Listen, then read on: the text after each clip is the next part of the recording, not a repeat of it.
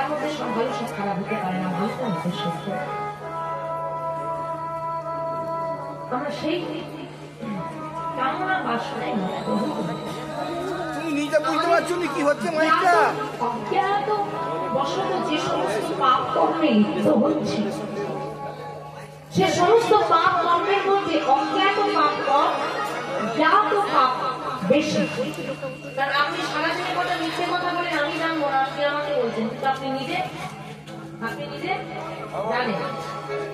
আপনি সারাদিনে আপনি যে সমস্ত কর্ম করেন হাত থেকে বলুন তো যে আপনি জানেন না আপনি কতগুলো ভুল আপনি সব জানেন। কিছু কিছু কর্ম থাকে আমরা না জেনে অপরাধ করি, কিন্তু বেশিরভাগই জানি, কিন্তু আমরা নিজেদেরকে আটকে রাখতে পারি না।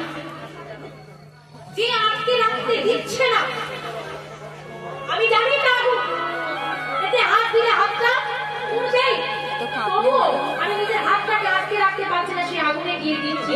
যে আমাকে আটকে রাখতে দিল না, যে ওই আগুনের থেকে আমাকে আকৃষ্ট করলো, সেই হলো মায়া। আর এই মায়ার বশবর্তী হয়ে আমরা কিরকম কাজ করি, একটা গল্প বলছি, মন দিয়ে শুনবেন, সহজে বুঝতে পারবেন। একটি গ্রামে জলের অভাব দেখা যায়। আমি সবাইকে বলি, মা এই যে বাচ্চাগুলো স্কুলে যায় দেখবেন, স্কুলে পড়ায় জল নষ্ট করো না, পড়ায় গাছ বাঁচাও। আগে বলুন তো আমরা সেই স্কুলে যেটা পড়ে এলাম